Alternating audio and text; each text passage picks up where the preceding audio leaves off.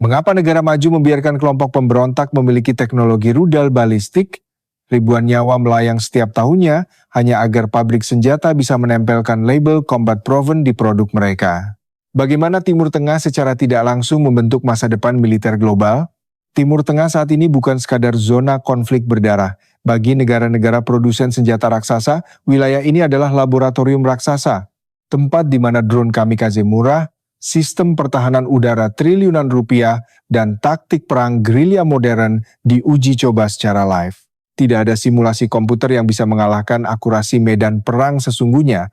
Label combat proven atau teruji tempur bukan sekadar jargon pemasaran, ini adalah stempel validasi yang menentukan apakah sebuah sistem senjata bernilai miliaran dolar atau hanya rongsokan mahal. Bagi industri pertahanan global, perang adalah pameran dagang yang paling efektif. Ketika sebuah sistem senjata berhasil menghancurkan target di medan perang Timur Tengah, nilainya di pasar internasional melonjak drastis. Negara-negara pembeli tidak ingin mengambil risiko dengan teknologi yang belum teruji. Namun di balik keuntungan finansial yang fantastis ini, ada harga mahal yang harus dibayar. Timur Tengah menjadi arena di mana teknologi mematikan ini disempurnakan, dengan penduduk sipil seringkali menjadi kelinci percobaan tanpa disadari. Ini adalah realitas brutal dari geopolitik modern. Konsep combat proven telah mengubah cara negara-negara memandang inovasi militer.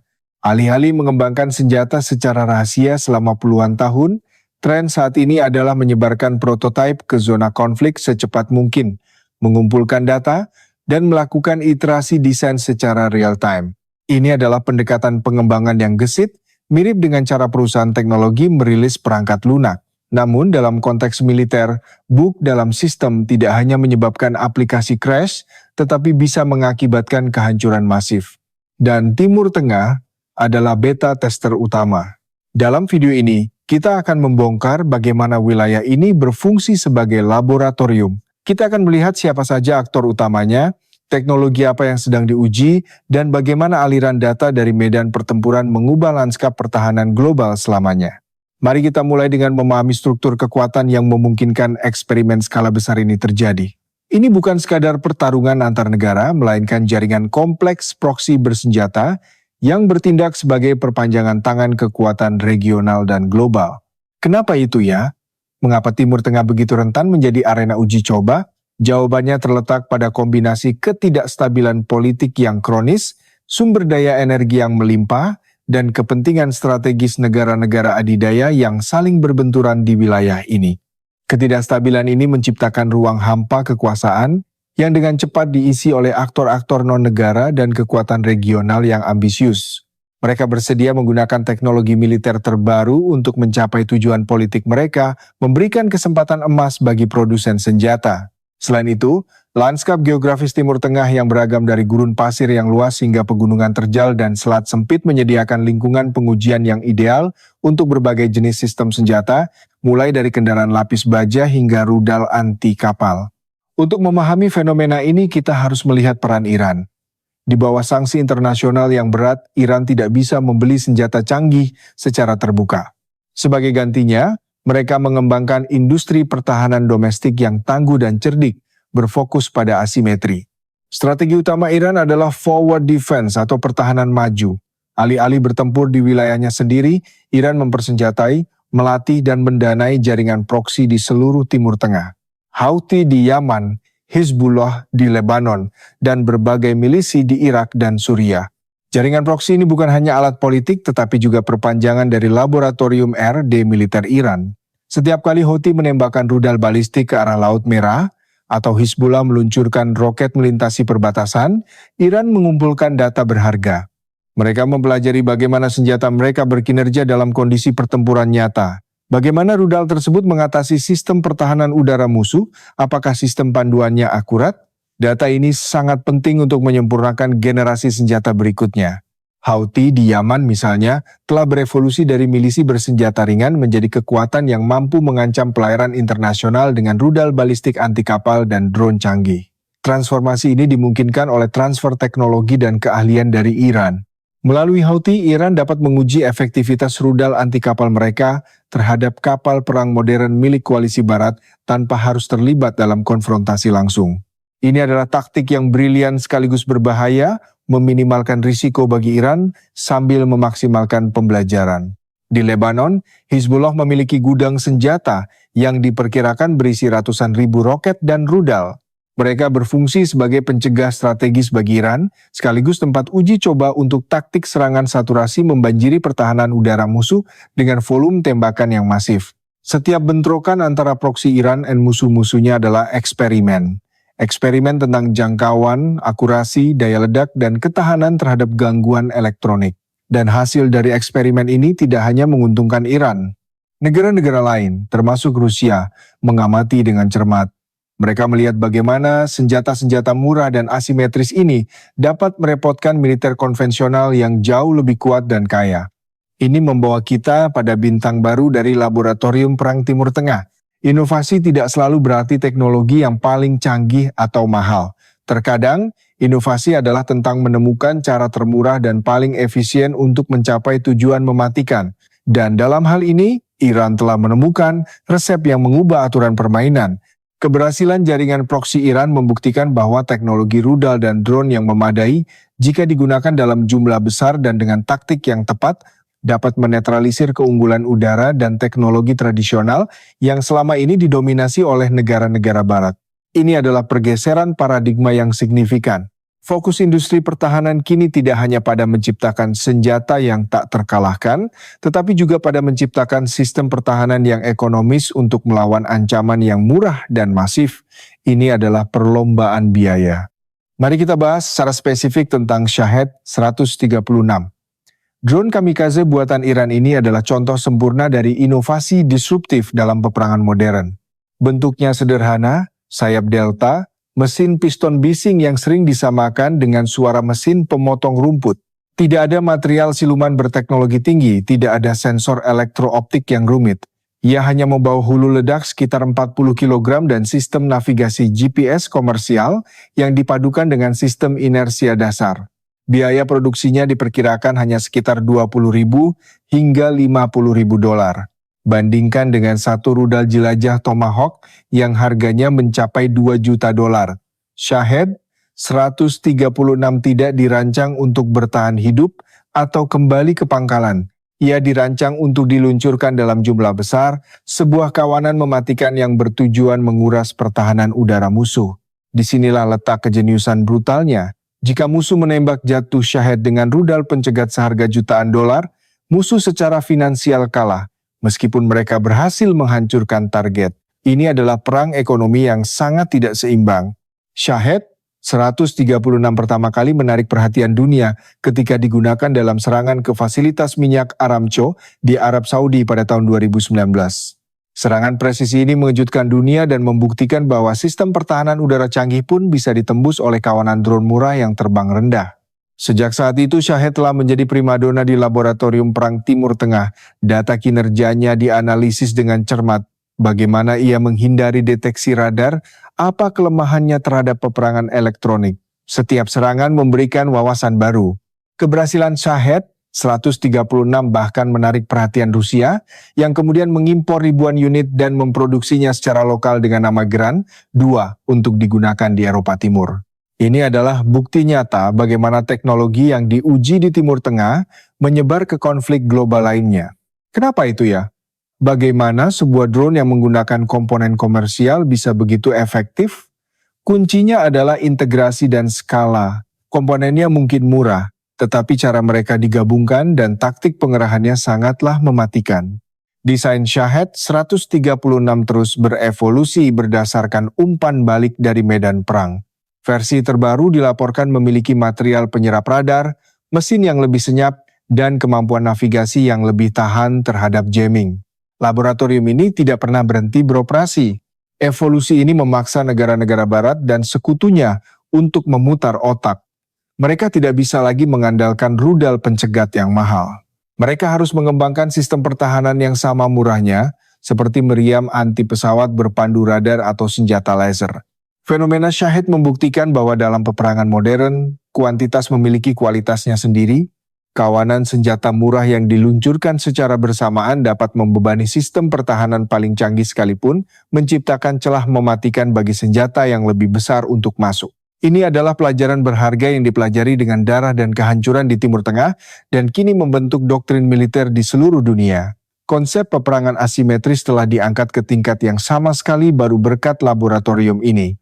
Jika proksi Iran mewakili inovasi senjata serang murah, maka Israel mewakili puncak teknologi pertahanan udara. Israel mungkin adalah negara dengan sistem pertahanan udara paling berlapis dan paling sering diuji di dunia. Di lapisan terbawah ada Iron Dome dirancang untuk mencegat roket jarak pendek dan peluru artileri. Sistem ini telah menghadapi ribuan proyektil yang ditembakkan dari Gaza dan Lebanon. Setiap intersepsi adalah titik data yang sangat berharga bagi pengembangnya, Rafael Advanced Defense Systems. Iron Dome belajar dari setiap pertempuran. Algoritma kecerdasan buatannya terus diperbarui untuk membedakan mana roket yang akan jatuh di area berpenduduk dan mana yang akan jatuh di lahan kosong, menghemat rudal pencegat tamir yang harganya sekitar $50.000 per unit. Di lapisan menengah ada David Sling dirancang untuk menghadapi rudal balistik taktis, roket jarak menengah, dan rudal jelajah. Sistem ini diuji secara ekstrem ketika menghadapi ancaman rudal presisi yang lebih canggih dari Hizbullah. Dan di lapisan teratas ada sistem Arrow 2 dan Arrow 3 yang dirancang untuk mencegat rudal balistik jarak jauh bahkan di luar atmosfer bumi. Arrow 3 mencatat sejarah intersepsi tempur pertamanya di luar angkasa saat menembak jatuh rudal balistik Houthi yang mengarah ke Eilat. Ini adalah momen combat proven yang luar biasa bagi industri dirgantara Israel dan mitranya dari Amerika Serikat Boeing. Keberhasilan ini membuktikan bahwa teknologi pencegatan eksosferik mereka berfungsi dalam kondisi nyata, bukan hanya dalam uji coba terencana. Namun, pengujian ini bukan tanpa kelemahan. Serangan rudal dan drone massal yang terkoordinasi telah menunjukkan bahwa bahkan sistem berlapis ini memiliki batas kapasitas. Jika jumlah target melebihi jumlah rudal pencegat yang siap tembak, pertahanan akan jebol. Kelemahan inilah yang dipelajari dengan saksama oleh musuh-musuh Israel. Mereka terus mencari titik buta radar, menganalisis waktu reaksi sistem, dan mencoba taktik peluncuran campuran untuk membingungkan sistem panduan. Ini adalah permainan kucing-kucingan berteknologi tinggi yang mematikan. Setiap langkah defensif direspons dengan inovasi ofensif dan sebaliknya. Dan seluruh dunia, terutama negara-negara barat yang mengandalkan teknologi serupa, menonton dan mengambil catatan. Pengalaman di Timur Tengah telah memicu perlombaan untuk mengembangkan sistem pertahanan berbasis energi terarah seperti Iron Beam Israel. Senjata laser ini menjanjikan biaya intersepsi yang hanya beberapa dolar per tembakan, solusi potensial untuk masalah drone murah. Laboratorium ini membuktikan bahwa pertahanan udara modern tidak bisa hanya mengandalkan satu jenis senjata. Ia membutuhkan integrasi sensor canggih, kecerdasan buatan, dan berbagai lapisan pencegat dari rudal kinetik hingga sinar laser untuk bertahan dari ancaman spektrum penuh. Sistem pertahanan udara bukan lagi sekadar pelindung. Mereka adalah mesin pengumpul data intelijen yang masif. Setiap rudal yang ditembakkan musuh adalah paket informasi gratis yang mengungkapkan kapabilitas dan niat mereka. Sekarang kita sampai pada puncak dari fenomena ini, transfer data. Senjata modern dilengkapi dengan berbagai sensor telemetri. Saat rudal ditembakkan atau drone diluncurkan, mereka tidak hanya terbang ke target, mereka menyiarkan data tentang kinerja mereka secara real-time. Data ini mencakup kecepatan, lintasan, suhu mesin, respon terhadap angin, dan yang paling penting bagaimana senjata itu bereaksi terhadap upaya gangguan elektronik dari musuh. Ini adalah harta karun bagi para insinyur militer. Animasi peta yang menunjukkan aliran data telemetri dari rudal yang ditembakkan di Laut Merah dikirim langsung kembali ke pusat komando di Teheran dan Washington untuk dianalisis secara real-time. Ini adalah perang informasi di tingkat tertinggi. Sebagai contoh, ketika Houthi meluncurkan rudal anti kapal, Iran memantau dengan cermat bagaimana radar kapal perusak Amerika Serikat mendeteksi rudal tersebut dan tindakan balasan apa yang digunakan. Data ini digunakan untuk memodifikasi profil penerbangan rudal generasi berikutnya agar lebih sulit dideteksi. Di sisi lain, Amerika Serikat dan sekutunya juga mengumpulkan data dari puing-puing drone dan rudal yang berhasil dicegat atau jatuh. Mereka membongkar komponennya untuk memahami rantai pasokan musuh, mengidentifikasi kelemahan teknologi, dan mengembangkan tindakan balasan yang lebih efektif. Proses iterasi ini sangat cepat, Sebuah kelemahan yang ditemukan dalam sistem panduan drone pada bulan Januari bisa saja sudah diperbaiki dalam batch produksi bulan Maret. Siklus R, D militer yang dulunya memakan waktu bertahun-tahun kini dipersingkat menjadi hitungan bulan. Kenapa itu ya? Karena dalam peperangan modern, perangkat lunak sama pentingnya dengan perangkat keras. Pembaruan firmware dapat dikirim secara nirkabel ke sistem senjata di medan perang, mengubah karakteristik penerbangan atau kemampuan penargetan mereka secara instan. Laboratorium Timur Tengah ini pada dasarnya adalah tempat pengujian beta untuk algoritma perang masa depan. Data yang dihasilkan di sini akan melatih kecerdasan buatan yang pada akhirnya akan mengendalikan kawanan drone otonom dan sistem pertahanan udara generasi mendatang. Namun ada bahaya besar dalam mengandalkan data tempur langsung. Sistem yang tampaknya bekerja sempurna dalam satu kondisi konflik mungkin gagal total dalam skenario yang berbeda. Mengoptimalkan senjata hanya untuk satu jenis musuh dapat menciptakan titik buta strategis yang fatal. Selain itu, perlombaan senjata berbasis data ini mempercepat pengembangan senjata otonom mematikan. Ketika waktu reaksi manusia terlalu lambat untuk merespons kawanan drone hipersonik, kendali akan diserahkan kepada mesin. Transfer data yang terus-menerus ini memastikan bahwa tidak ada keunggulan teknologi yang bertahan lama. Apa yang inovatif hari ini akan menjadi usang besok. Laboratorium ini menjamin siklus inovasi dan kehancuran yang tiada akhir. Dan data ini bukan hanya konsumsi internal. Data tempur adalah komoditas berharga yang dapat diperdagangkan, ditukar, atau dijual ke sekutu strategis, memperkuat aliansi geopolitik dan menyebarkan kemampuan mematikan ini secara global. Dalam laboratorium raksasa ini, negara-negara adidaya seperti Amerika Serikat dan Rusia tidak hanya duduk di bangku penonton. Mereka adalah sponsor utama, penyedia peralatan, dan pengumpul data paling rakus. Keterlibatan mereka mengubah konflik lokal menjadi uji coba strategis global. Bagi Amerika Serikat, pengerahan aset militer canggih seperti kapal induk, jet tempur F-35, dan sistem pertahanan udara Patriot ke Timur Tengah adalah kesempatan untuk menguji kesiapan operasional mereka dalam lingkungan yang sangat tidak bersahabat, penuh dengan ancaman asimetris.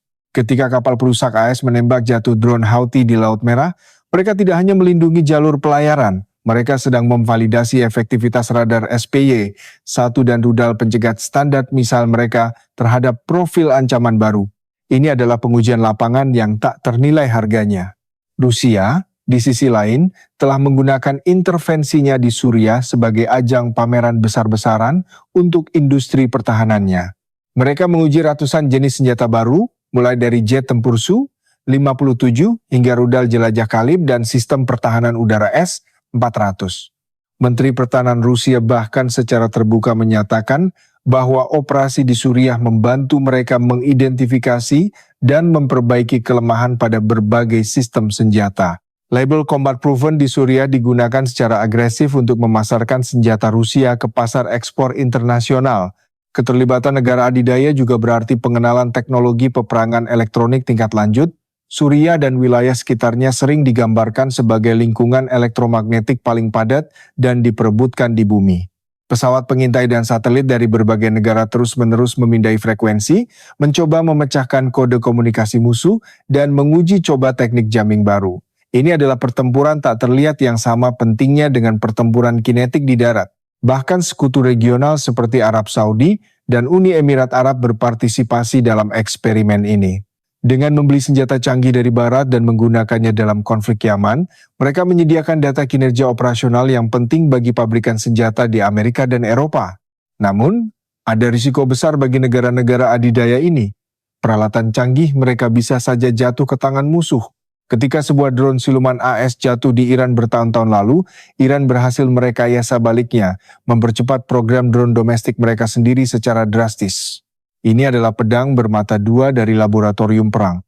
Anda bisa menguji senjata terbaik Anda, tetapi Anda juga berisiko mengungkap rahasia teknologi Anda kepada musuh yang pandai beradaptasi. Di Timur Tengah, inovasi menyebar dengan sangat cepat.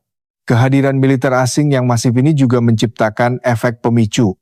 Setiap insiden kecil, setiap intersepsi rudal berpotensi memicu eskalasi yang lebih luas yang dapat menarik negara-negara adidaya ke dalam konfrontasi langsung yang tidak diinginkan. Pada akhirnya, keterlibatan AS dan Rusia memastikan bahwa konflik di Timur Tengah tetap menjadi pusat inovasi militer global. Selama mereka terus memasok senjata dan mengumpulkan data, laboratorium ini tidak akan pernah kekurangan bahan eksperimen. Sangat mudah untuk terjebak dalam daya tarik teknis dari rudal hipersonik dan kawanan drone otonom. Namun, kita tidak boleh melupakan realitas mengerikan di balik istilah klinis seperti combat proven dan laboratorium perang.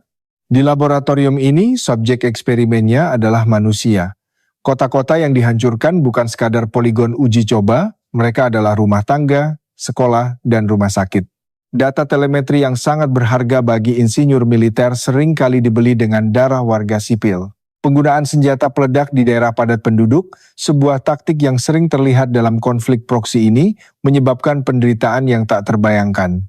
Infrastruktur penting seperti jaringan air dan listrik hancur, memicu krisis kemanusiaan yang berkepanjangan.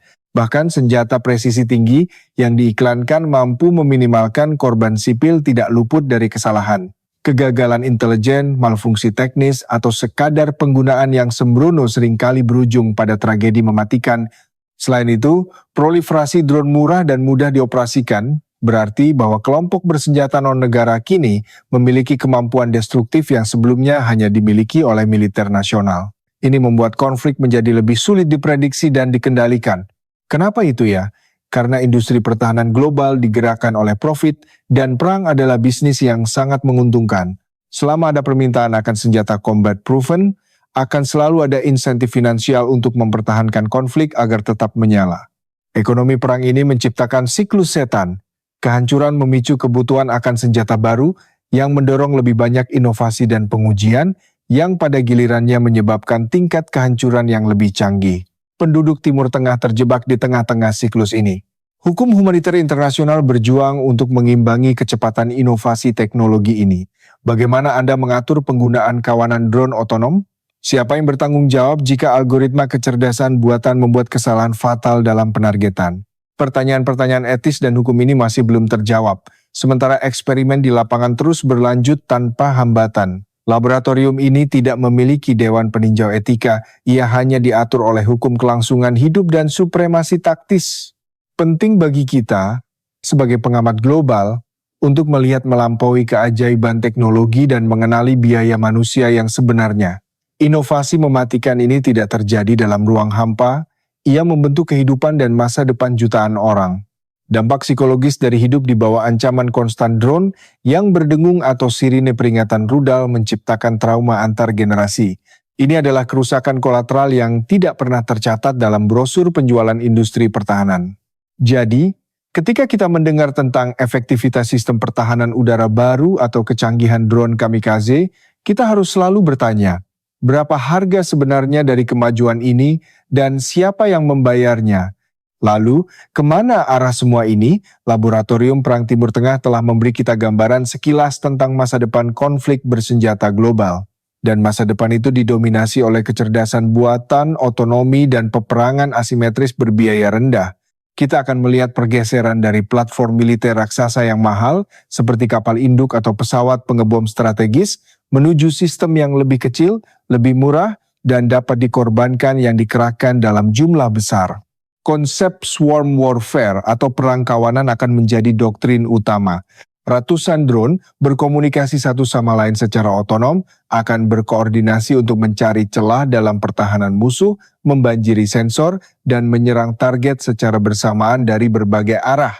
Untuk melawan ancaman ini, sistem pertahanan juga harus menjadi sepenuhnya otonom. Waktu reaksi manusia tidak akan cukup cepat untuk mencegat ancaman hipersonik atau serangan kawanan besar-besaran. Kita memasuki era di mana algoritma akan bertarung melawan algoritma.